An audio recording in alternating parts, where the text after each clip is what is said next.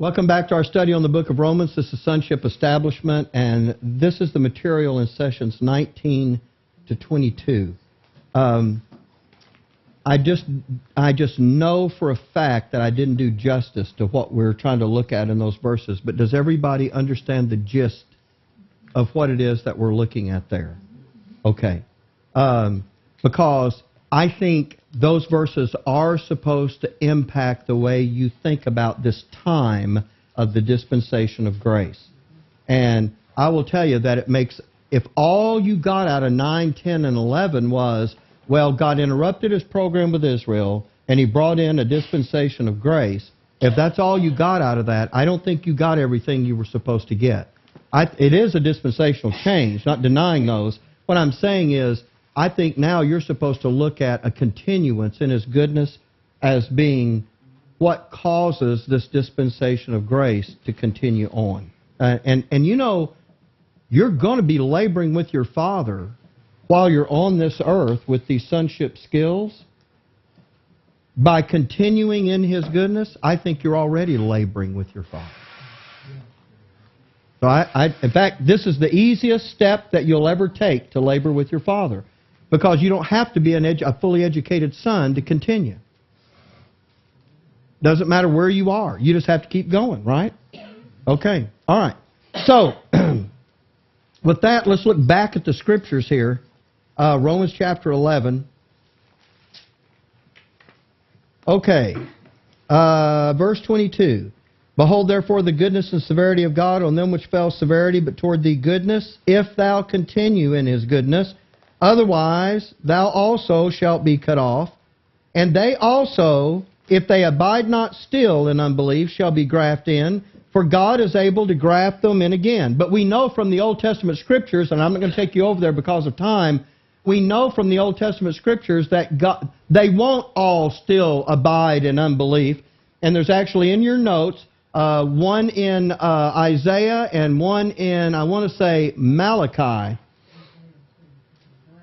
Well, there's probably a number of them that you could go to. Linda is saying Hosea. Did I give you a Hosea reference? I did? Okay. Well, then, anyway, that there would be a remnant that would return. In fact, there was even a thing back in the Psalm. Maybe I could show you that. Psalm 69. You want to flip over there real quick? If my memory is serving me right. That sounds right. Actually, you know what? Just hold your finger there in Psalm 69. Let's just keep reading because we're going to get there in Romans 11. So I'll take you back over there and we'll show you that in just a moment. It'll be more appropriate because we'll have wrapped up some other things in that. Romans chapter 11, let's see, verse, we just read 22. And they also, if they abide not still in unbelief, shall be grafted in, for God is able to graft them in again. By the way, well, look, read the next verse. For if thou were cut out of the olive tree, which is wild by nature, and were grafted in contrary to nature into a good olive tree, how much more shall these, which be the natural branches, be grafted into their own olive tree? And the point that he's making here is, don't think that resuming my program with Israel is a difficult thing. Putting the natural branches back in is going to be easier than putting you guys in. So if I could do it with you, it's no problem to put them back in. So if there was ever a question, say, well, I understand He broke them off and He put us in, but how in the world is He ever going to do that? And that's what he's saying. They're the natural branches. It's going to be real easy to put them in. So, verse 25. For I would not, brethren, that you should be ignorant of this mystery. That's the first time you encounter the word mystery as Paul's writing to you in the book of Romans. Now we can actually use that word to describe what is going on. But now Paul is actually going to hone in on a particular aspect of this ministry. And by the way, for I would not, brethren, that you should be ignorant of this ministry. Now, I almost have these committed to memory, but not entirely. So let me just say it like, Tyler? You said ministry. Mystery. I said ministry? Yeah, twice. I did. Well, in the Greek, no, mystery. I said ministry? All right, let me correct myself. Mystery. Wow, mystery. Thank you. When I was a really young preacher boy, the first sermon I ever preached was in a black church. And the preacher had me go back, and he said, you sit here in my office and you pray, and when I'm ready for you, I'll come and get you. And so my dad was out in the audience, and he was the token. And he was sitting out in the audience, and I'm back in the office, and I waited, and I waited, and I waited. I prayed till I couldn't pray. There wasn't anything else to pray about. And I just waited and waited, and I thought, this has got to be over. He's forgotten about me. And so I opened the door. The same thing in a black church. The exact same. Did you? Put me back in his office, and it was like 30 minutes, at least or more, before I was even approached. Okay. Well, anyway, this was a long time. I opened the door, and they were still singing. So I waited.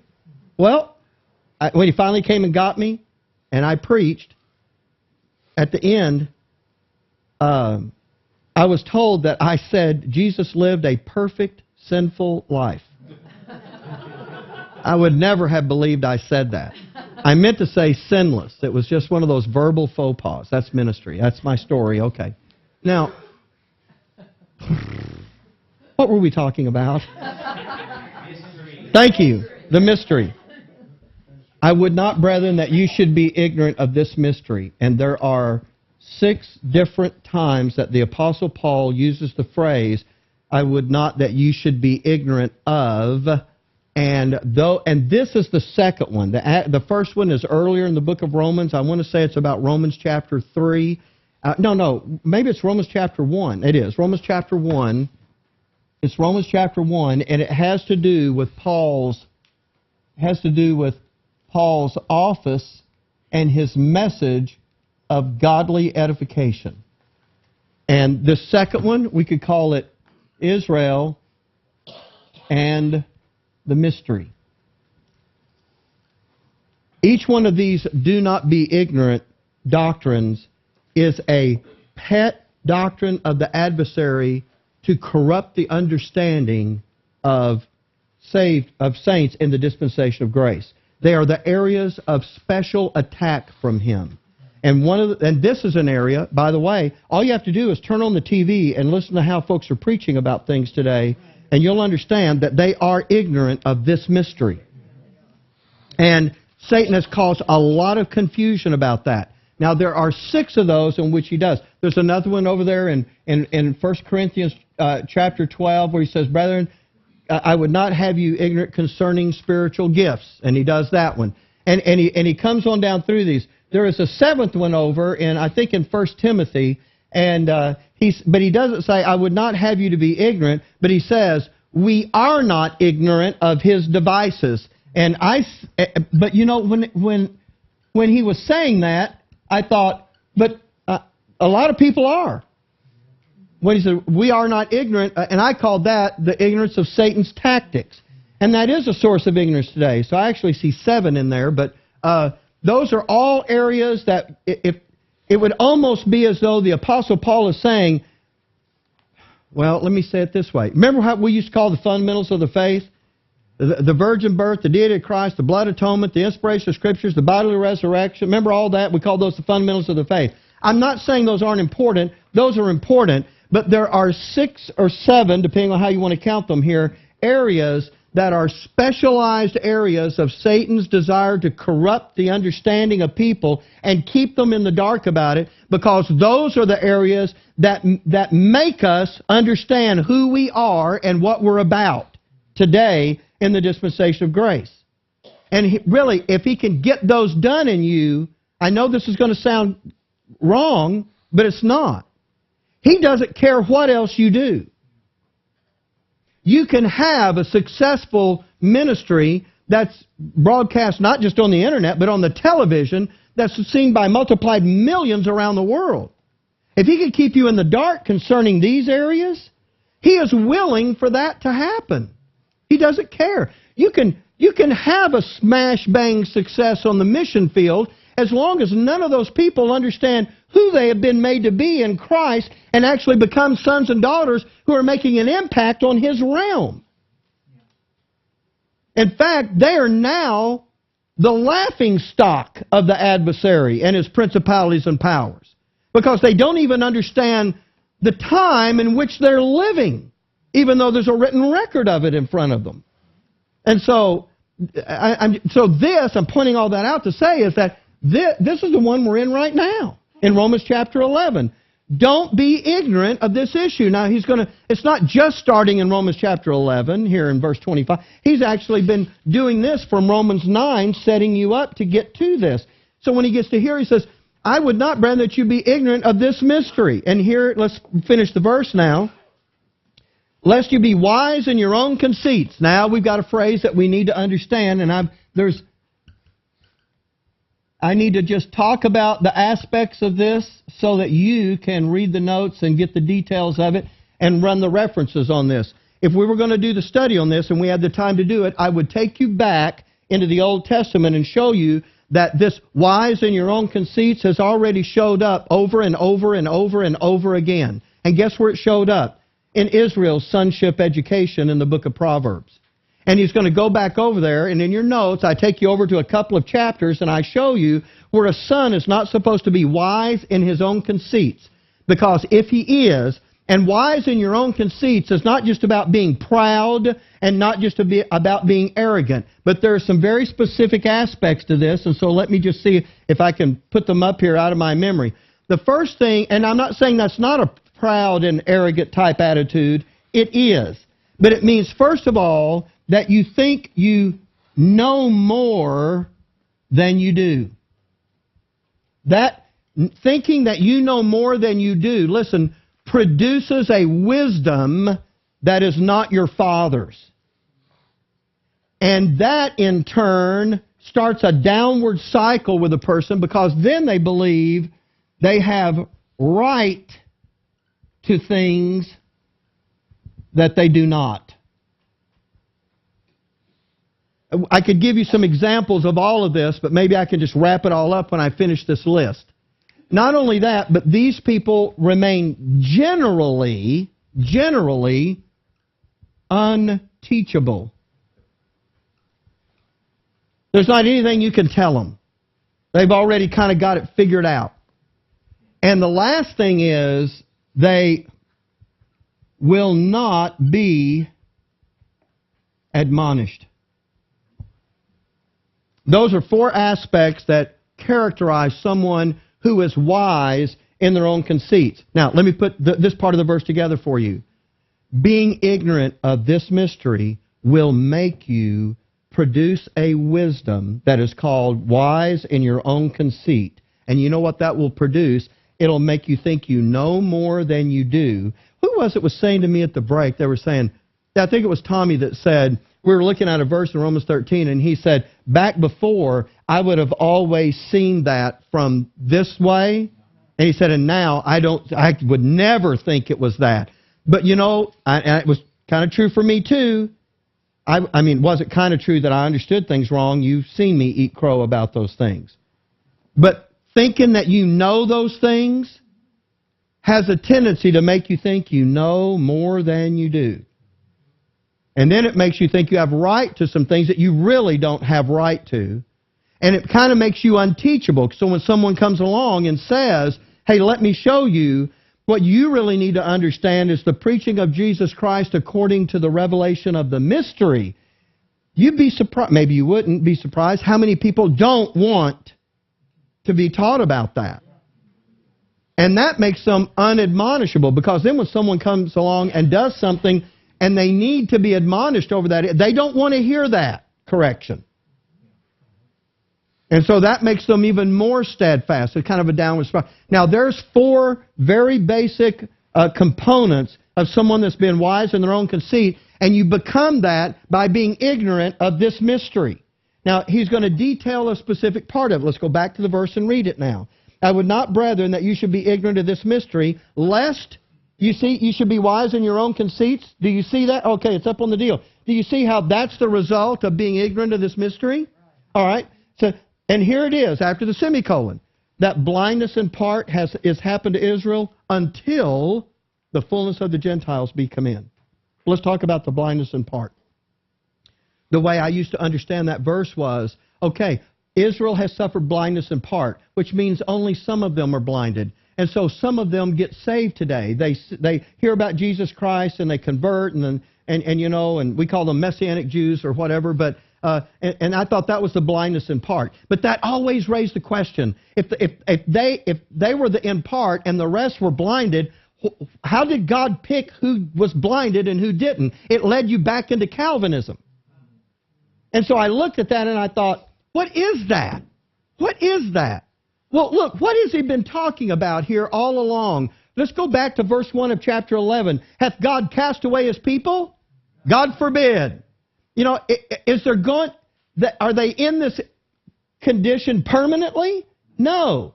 So you know what? This blindness is not permanent, it's in part. It's not forever. You see? So, because what are they blind to? You have to understand what the blindness is about. And please, don't make me sink into the depths of depression by not saying what they're blind to. I'm getting depressed. Getting close to the Prozac stage. All right, they're blind to Him being the Messiah. Because they stumbled and they were blinded, what is now going to be the result of that blindness? They are not going to see their program fulfilled during this dispensation of grace, right? Are they going to see the signs of their program? No. Are they going to hear the gospel of the kingdom? No. They're not. See, all of those things that God was doing and working with them when they were the branches in the tree, they're going to be blinded to all. It's not that they can't see it. It's just not going to be there to be seen. In other words, they can look for it. They're never going to see it. They'll be blinded to those things. So, Israel has suffered blindness in part. The in part is the temporary nature of this. Because in this context, he's not, that's exactly what he's been talking about. That this condition they're in is not permanent. Does everybody understand what I'm saying about that? Okay, so blindness in part has happened to Israel. Because if you don't believe that that's in part, you know what you have to believe? In replacement theology. We have taken Israel's place. And now we're going to get their blessings, we're going to get their promises, we're going to get their covenants. And now we think we're spiritual Jews. And now we're going to walk around like that. And you know what? We've been blind. We are ignorant concerning Israel and the mystery. And you know what all that's going to produce? A false wisdom. That's exactly what, and he's telling you that's what it's going to do. Now let's look at the last of the verse. Blindness in part has happened to Israel until, you see, the blindness is not, you're not talking about just to a few people. The blindness is until a time. It's in part. Until the fullness of the Gentiles be come in. Now I just want to kind of run through this for you. The fullness of the Gentiles. We have seen this term before. By the way, if you talk about, okay, what is he talking about until the fullness of the Gentiles be come in? There's three ways to look at that. The first way is to say, well, the fullness of the Gentiles is a number. There's only so many positions in the heavenly places, and when God fills up those positions, then that'll be the fullness of the Gentiles. There's a second way to look at that, and that's with regard to time. But you know what? We did not receive a time schedule like Daniel did. We did not get a number of years like Jeremiah with the 70-year captivity. We didn't get a time schedule where we could look at things and figure all of that out. So this is no good. You may still think this is it. I don't believe that's it either. I think what he is talking about is exactly what the term fullness talks about. You've already run into the term fullness in your Bible. In fact, you ran into it in this chapter. Do you remember what it was said about fullness? Look back. Look back. Yeah, verse 12. Now, if the fall of them, talking about Israel, be the riches of the world, and the diminishing of them be the riches of the Gentiles, how much more their fullness? When will the nation of Israel see their fullness? In the kingdom. That is right. And what is it that will happen with them that God could look at them then and say, this is their fullness? When they become the light to the rest of the world, like a great nation. Okay, all of those statements are right. When they finally become everything God intended for them to become in His plan and purpose for them, right? They become a light to the Gentiles. They become a holy nation, a royal priesthood, a kingdom of priests. The head of all that. They become all of that. God says, when they finally get all of that which I decided I wanted them to become so that they could do that which I wanted them to do, That will be their fullness. Now, God has a program in the dispensation of grace. And you know what that fullness is? It's the same thing that we were talking about with them. But I'm going to say it a little different way. When God has produced everything that can be produced with us Gentiles in this dispensation of grace, when He has wrung everything out of the cloth that He can wring out of it, that will be the fullness of it. That will be all there is. And that means that during that time, the fullness of what God was doing in the dispensation of grace, He will have gotten all of that that could be gotten. And what is that? Educated sons and daughters. And when the fullness of the Gentiles, I don't see that as a number, I don't see that as a time, but I see that when God's program with the Gentiles has come to a full. See? And so they're going to continue to be blinded until that fullness. Is God zealous to resume His program with Israel? He is. He is. But He is just as jealous. Sorry, I'm doing my words again. Zealous to see this dispensation of grace produce what He intended it to. So He's not in a hurry. Especially if you compare it to how we look at it. We look at it from the standpoint of how long is our life and how long is He going to continue to do this. He's been doing this for 2,000 years. There is no time with Him. There is not. I mean, He's just, you know what? He's just moving along. He's not worried about it. After all, this is a time of mercy to all. Because you know what's coming up when this ends. Not to be confused with the times of the Gentiles. Thank you.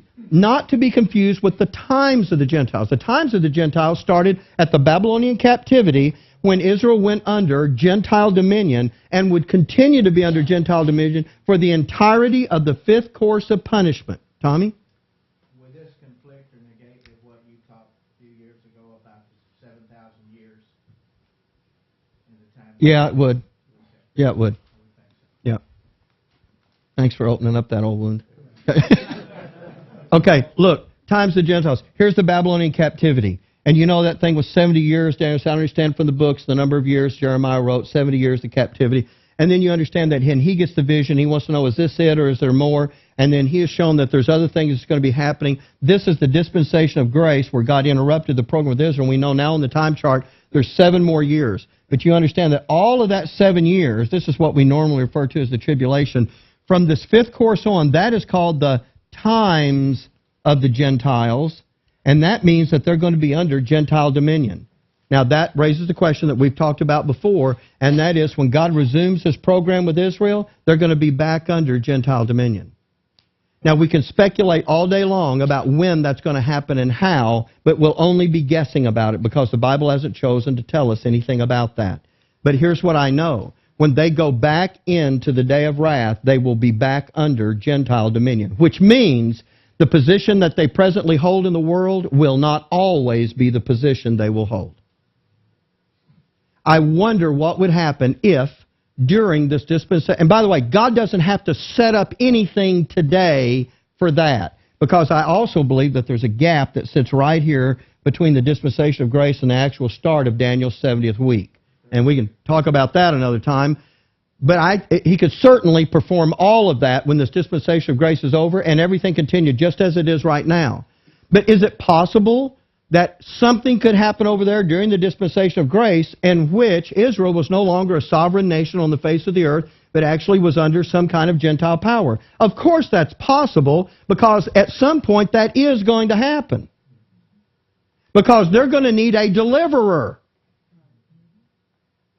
Now, if that happens now, what will be interesting is to watch all the prophecy experts deal with that issue, considering they've already ascribed the verses about Israel going into the kingdom and never being plucked up again. They've already ascribed that to the 1948 return.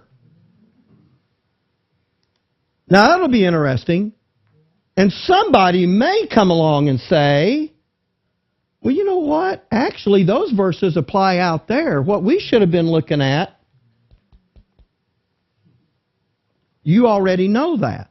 Okay, I don't want to dwell on that. I'm just trying to say that's the time. This is times of Gentiles. They stopped here. And during the dispensation of grace, can Israel be a nation sovereign in their own? Of course they can. But when the tribulation cranks back up, and you know what? Jesus talked about this issue. Jerusalem be trodden down to the Gentiles. That's just everywhere. All right. So don't confuse the term fullness of the Gentiles with times of the Gentiles. Times of the Gentiles, Israel program. Fullness of the Gentiles, dispensation of grace. Everybody with me there? Okay. Let's see. Let's go back to the Scripture now and work our way on down. For I would not, brethren, you be into this mystery. Okay, got it. Verse 26. And so all Israel shall be saved, as it is written, there shall come out of Zion the deliverer, and shall turn away ungodliness from Jacob, for this is my covenant unto them, when I shall take away their sins. Now, I need to clear off some space, because now I need to take you to Psalm 69. And I sure hope it's 69.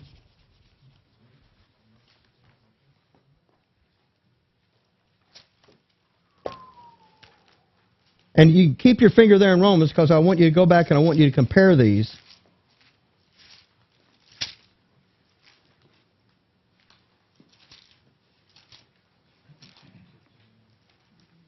Psalm 69. That's not going to be it. That is not it. Let me rifle through my notes and see if I can find that reference. Is it Psalm 15, I mean 53 or Psalm 14? Or was it Isaiah 15? I thought it was the Psalm, but maybe it wasn't. Let me just look here. I'm getting close.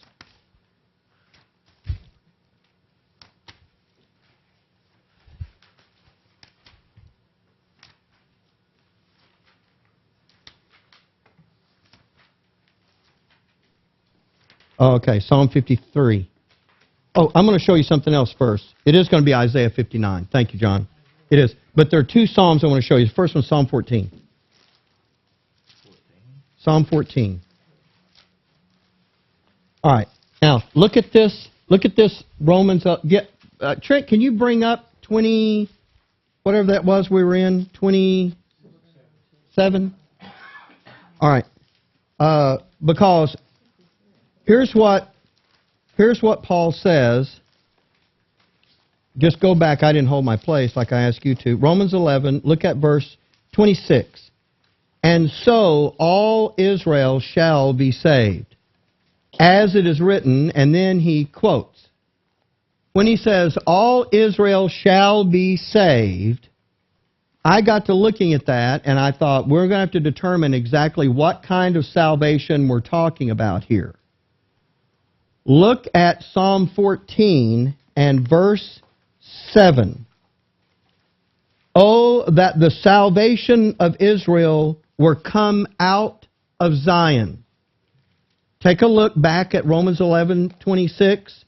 And so all Israel shall be saved, as it is written. In other words, on that subject, there shall come out of Zion the deliverer. So what is he saying in Psalm 14:7?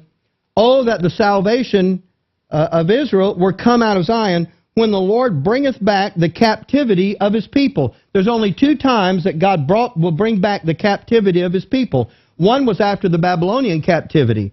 But it's not talking about that one. And how do we know that? The other one is when they're out in the day of wrath, when God gathers, He turns their captivity and brings them back into the land, and then He plants them in the land where they'll never be plucked up again, and establishes His kingdom with them, and you'll see their fullness come. And by the way, so when that happened, how do we know it's that one and not the other one? Because when the first, Because it's a capital D, deliverer. Well, it is the deliverer, and that's one way you know, but the other way you know is because, well, that is how you know, and if you didn't have the other, that'd be enough. But what you have is that, well, look at the end of the verse. Jacob shall rejoice, and Israel shall be glad. Did the whole nation run back to the land and start rebuilding with Nehemiah? They didn't even go back.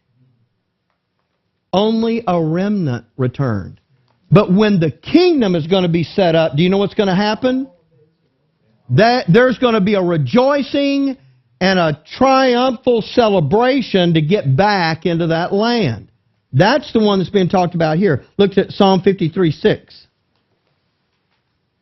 Psalm 53:6. And this psalm is in the deliverer section of your Psalms, and it's the exact same verse. Oh, that the salvation of Israel will come out of Zion. When God bringeth back the captivity of his people, Jacob shall rejoice, and Israel shall be glad.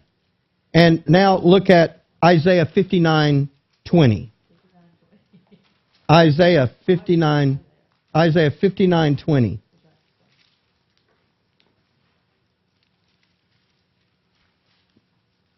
And the Redeemer shall come to Zion, and unto them that turn from transgression in Jacob, saith the Lord. All right, this is what Paul is quoting. And there's three differences between what Paul quotes and what you're seeing in Isaiah. Hold that Romans 11:27. Have you got 27 on there, Trent, anywhere? I'm sorry, back me up to 26. You were right.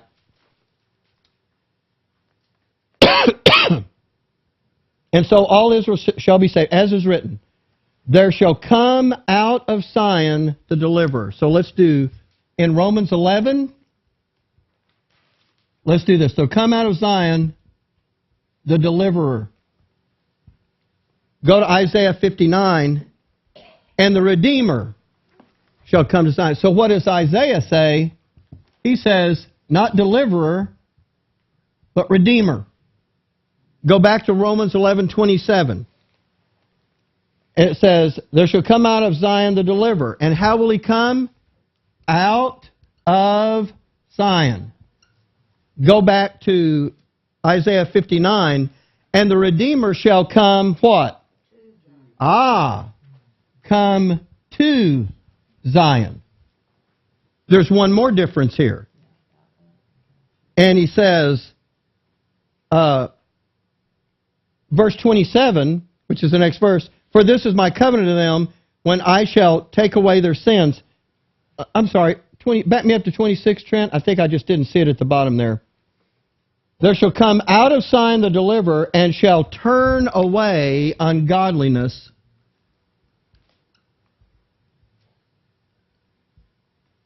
from Jacob. So he's going to come, the deliverer will come out of Zion, and he will turn away ungodliness from Jacob. In Isaiah 59, take a look, and the Redeemer shall come to Zion, and unto them that turn from transgression.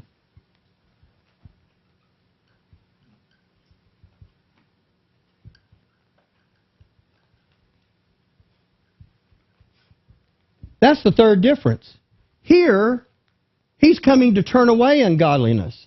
Here, he's coming for those who have turned. Do you see three differences here? One's the deliverer, one's the Redeemer. One's coming out of Zion, one's coming to Zion.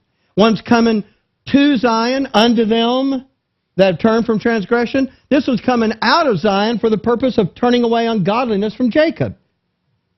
So when Paul quotes this thing, he's changed it a little bit. Now, I'm not saying he's wrong to do that, because there's a point that he's making. Why in the world would Paul say deliverer where Isaiah is talking about Redeemer?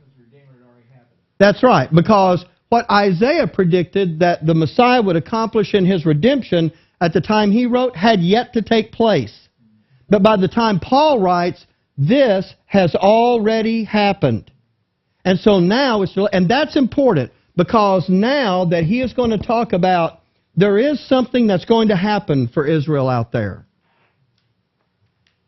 Look, 1 to 10, how is Israel now? 11 to 29, Israel in the future.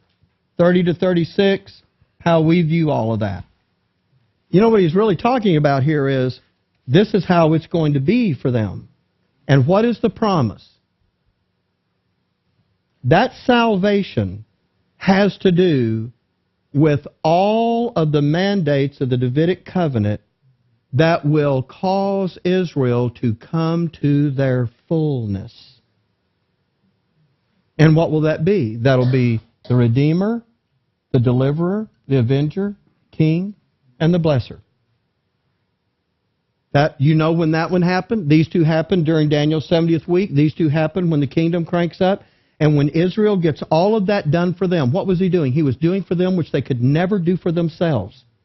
And when he does that for them, they will become everything that he intended for them to be in his plan and purpose. They will come to their fullness.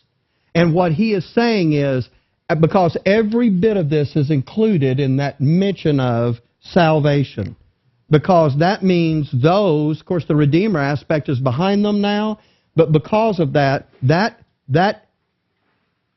true Israel. Remember, Paul's already set us up. They are not all Israel who are of Israel. That true Israel, they are going to get the total package of everything God has ever promised that they're going to get, and that's going to be the end result of the resumption of his program with them. In other words, he has not, and there's a word here, let me take you back to Romans 11. In Romans 11, so all Israel shall be saved, as written, there shall come out of Zion the deliverer, and shall turn away ungodliness for Jacob. For this is my covenant unto them, when I shall take away their sins. When? What covenant? What covenant covenants to take away their sins? The new covenant. When does Israel get the new covenant? At the kingdom. Actually, it comes in two phases. It was provided for at the cross. Now, so here's what you have. You have, here's the rapture, and here's that tribulation period. And God is now going to begin to deal, because the cross is back here. The redemption has already taken place. Look, real short. This, if they trusted that Jesus was the Christ prior to the cross, the sins had not yet been paid for. So what they were is they were placed in remission, which means that the consequences of those sins were postponed until later, giving time for the redemption to take place so that the redemptive act could be retroactively put back on the remission of sins which were past. That's the way the Bible talks about that. And so now those sins could be forgiven. For those who died back there at the start of the kingdom, right here, they're all going to be resurrected. Then they're going to become the beneficiaries of the new covenant, and he is going to forgive their sins and iniquities, remember? And he'll give them all of that, because that didn't get done for them back before the cross. So they become the beneficiaries of the new covenant. But before that, these who are alive to start the resumption of the program, they are going to be dealt with as sons. They're actually going to be dealt with as sons like we are being dealt with as sons. And I'm going to show you the verses on that. And as they're being dealt with as sons, what they're doing is they're putting on display to the apostate nation what God intends to do with them out in the kingdom, so that they can clearly see the glory of what God intends to do with Israel. And they're going to have to measure what they see against what they consider themselves to be. Now, not all of them are going to turn, and we know that, but God is doing that with them. So this has two phases to it. They are given the benefits of the new covenant here during the Lord's day of wrath. But for the rest, for all that nation behind them, they won't get the benefits of the new covenant until the start of the kingdom.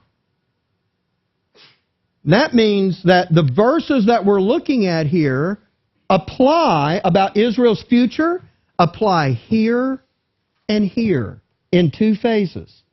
Now, let me take you to some verses and try to show you this. The first one, actually, we could do the Jeremiah 31, but we've read through that before. You know that that's the thing that says, I'll forgive their iniquity and remember their sin no more. You already knew that was the new covenant. So turn to Hebrews chapter 2 and verse 10. Hebrews chapter 2 and verse 10.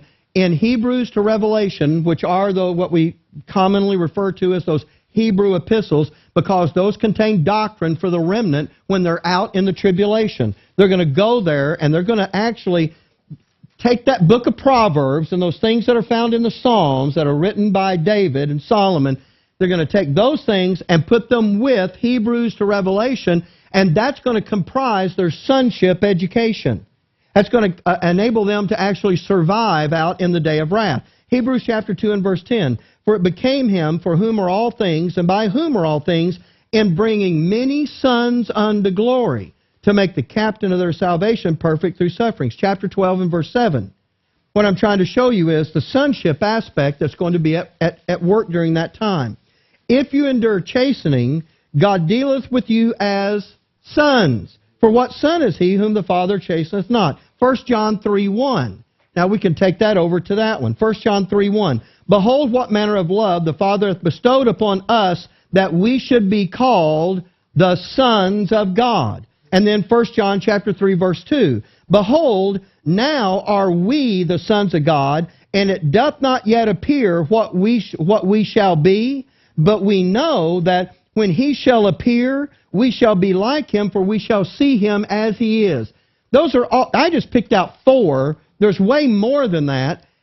He's dealing with them as sons over here, educated sons, which is why I got a call the other day about someone that was in their Sunday school class studying Revelation chapter 2 and 3, and they were talking about the church at Laodicea. Because you're not hot or cold, I'll spew you out of the mouth. And the Sunday school teacher was saying people were losing their salvation. They were being spewed out of God's mouth because they weren't hot or cold.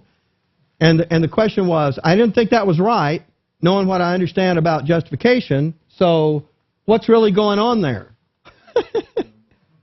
Yeah, well, in a word, you have 7 safe house churches that are scattered across Asia for the benefit of the believing remnant, so that they might get an accelerated education as sons, because the clock is ticking on them. And the church at Laodicea is not hot or cold, they're playing games. And because they are, God said, you know what, I'm stripping away that special protection, because those letters are not written to the churches, they're written to the angels of the churches.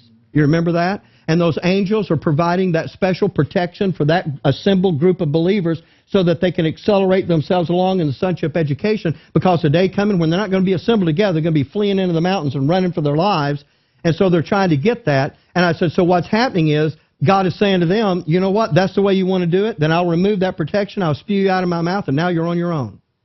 And he said, I don't think I'm going to bring that up. Good choice. Good choice. Well, so my point is, they're being dealt with as sons. That's phase 1 of the benefits of the new covenant for Israel.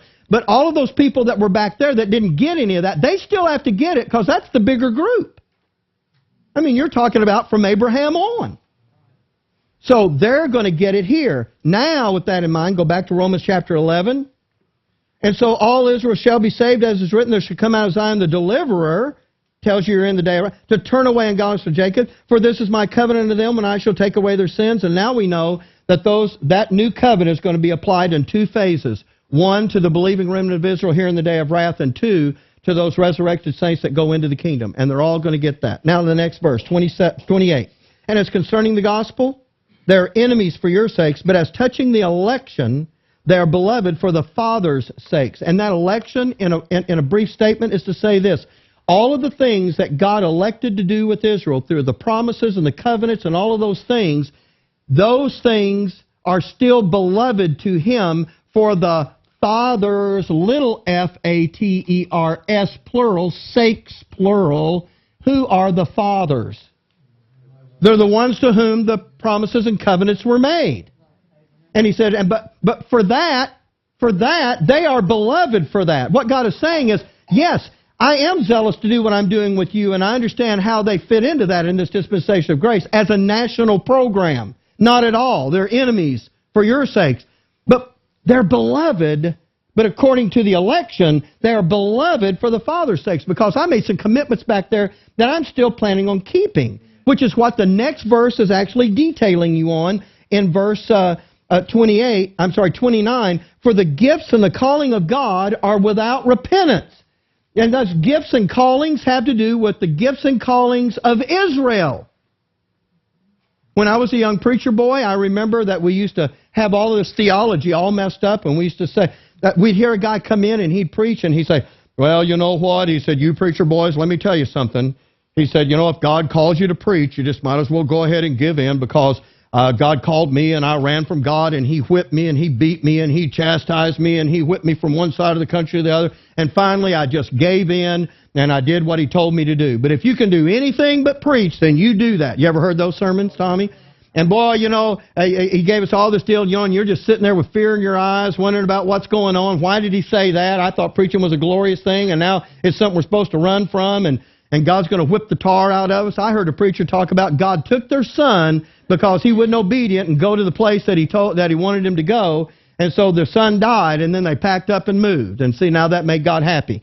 And you know that's not how God's dealing with us in this dispensation of grace. That's a complete misunderstanding about the time in which they're living. But my point was that we'd hear those things, and then we'd hear about, because God called you, and buddy, you better give in, because if you don't, He'll whoop the daylights out of you. And then if you ever quit, once you decided to do it, we always went to this verse right here. The gifts and calling of God are without repentance.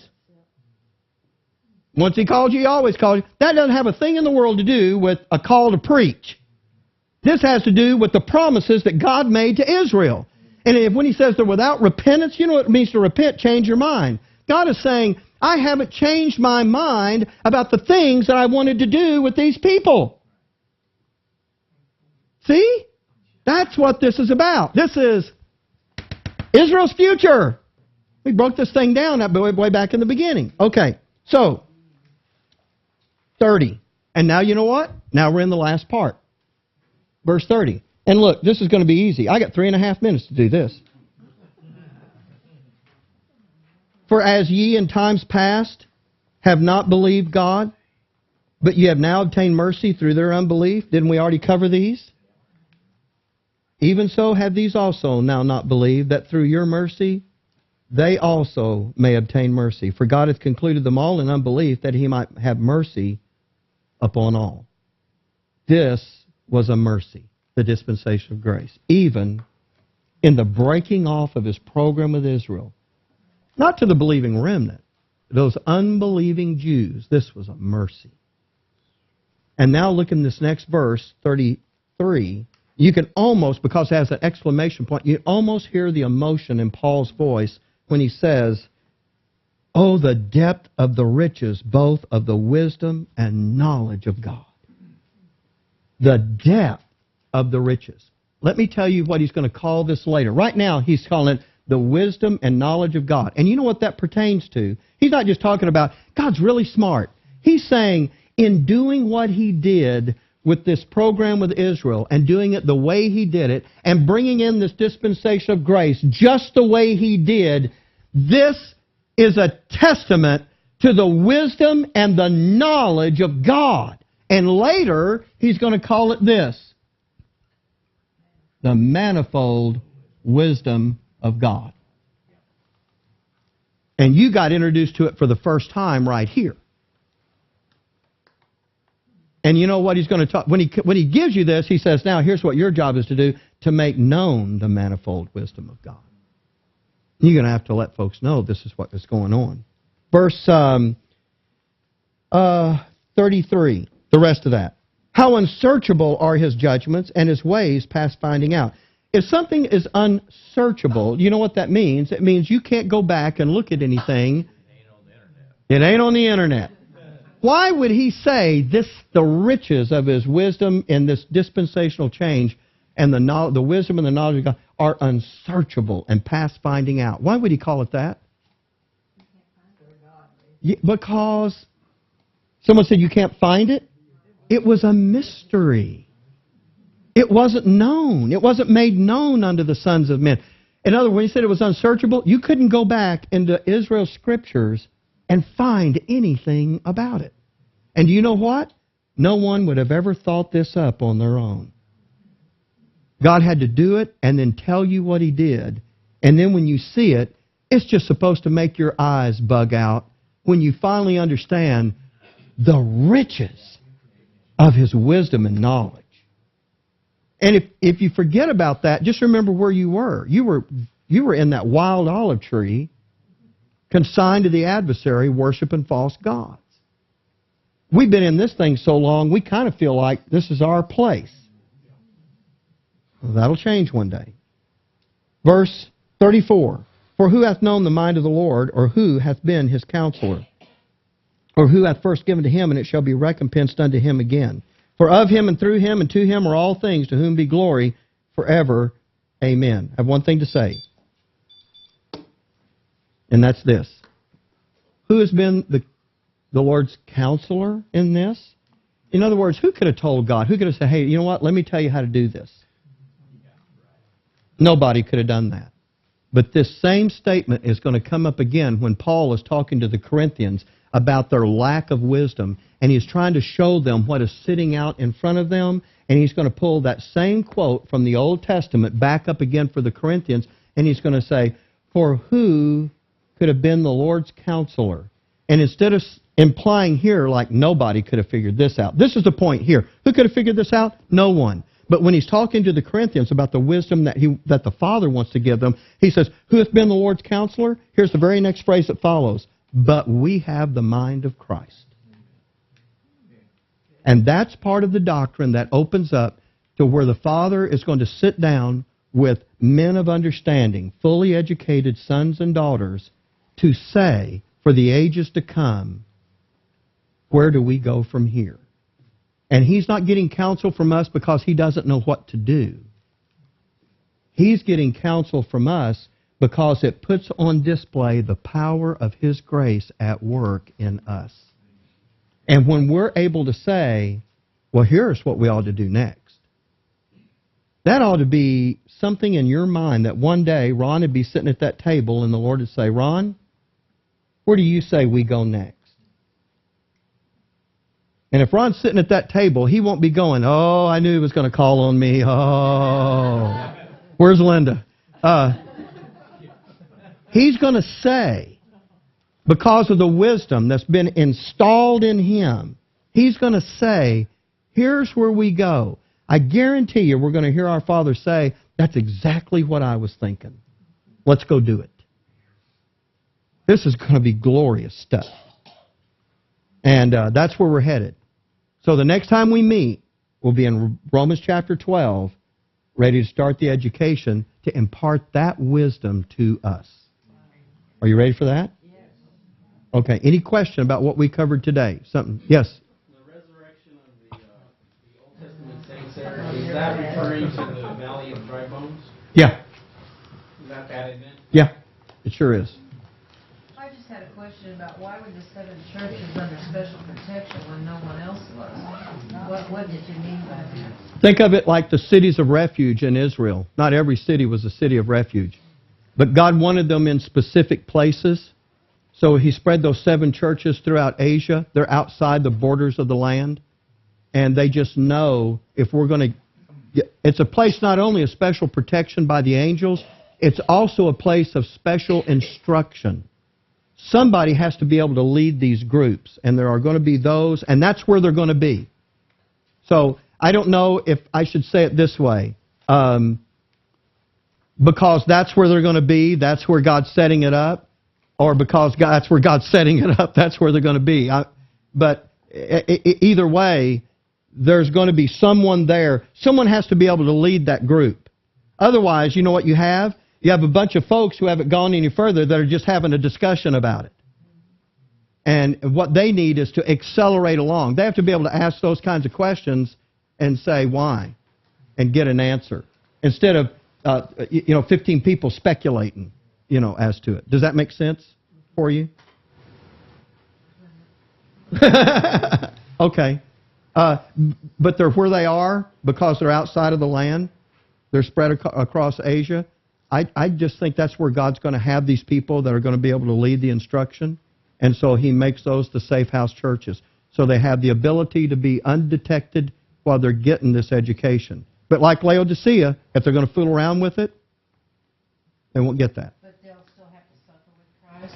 Or some of them will die. Remember, there was a deal that some of them are going to be martyred.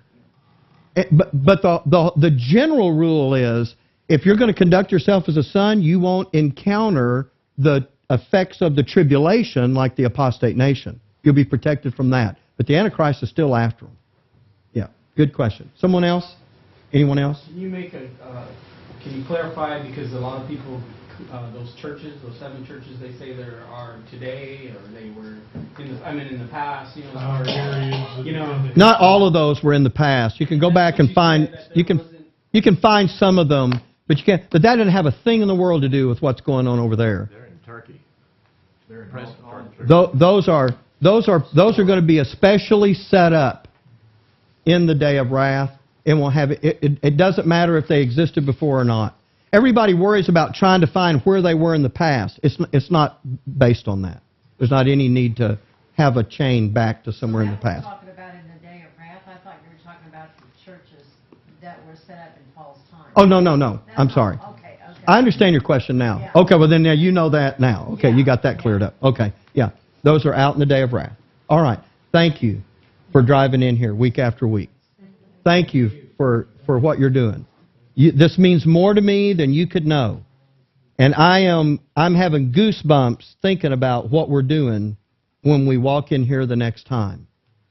The only thinking, not the only thinking, but the main thinking that you need to have in your mind is our ability to continue to get this education is in our hands.